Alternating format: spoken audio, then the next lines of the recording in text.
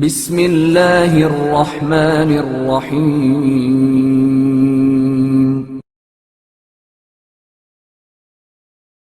حضرت موسیٰ علیہ السلام کا صبر۔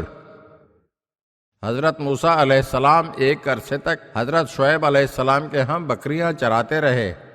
ایک دن ایک بھیڑ ریوڑ سے نکل کر بیابان کی طرف جانے لگی۔ حضرت موسیٰ علیہ السلام اس بھیڑ کے پیچھے پیچھے چلنے لگے۔ بھیڑ بھاگتی جا رہی تھی اور حضرت موسیٰ علیہ السلام بھی اس کے پیچھے دوڑے چلے جا رہے تھے، یہاں تک کہ ریوڑ سے بہت دور نکل گئے اور رات ہو گئی۔ بھیڑ اتنی بھاگی کہ تھک گئی اور حضرت موسیٰ علیہ السلام نے اسے پکڑ لیا اور اس کے سر اور چہرے سے گرد و غبار کو صاف کیا اور اس کی پیٹھ پر دست شفقت پھیرنے لگے۔ جس طرح ماں اپنے بچے پر مہربان ہوتی ہے اسی طرح اس پر مہربان ہوئے۔ حضرت موسیٰ علیہ السلام کو ذرا سا بھی غصہ نہیں آیا اور انتہائی محبت کے ساتھ کہنے لگے، تم نے مجھ پر رحم نہیں کیا تو اپنے آپ پر کیوں ستم کیا؟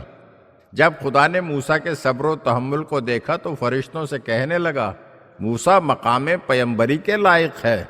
رسول خدا صلی اللہ علیہ وآلہ وسلم نے فرمایا، خدا نے تمام پیغمبروں سے جب تک کچھ مدت چرواہے کا کام نہیں لیا انسانوں کا رہبر نہیں بنایا۔ اس کا مقصد یہ تھا کہ وہ صبر اور وقار کو عملی طور پر سیکھ جائیں تاکہ انسانوں کی رہبری کے لیے تجربے کے ساتھ میدان میں قدم رکھیں۔ ایک آدمی نے پیغمبر اکرم صلی اللہ علیہ وآلہ وسلم سے پوچھا، اے اللہ کے رسول، کیا آپ بھی چرواہا رہ چکے ہیں؟ تو آپ صلی اللہ علیہ وآلہ وسلم نے فرمایا، ہاں میں بھی ایک مدت تک بھیڑ بکریاں چراتا رہا ہوں۔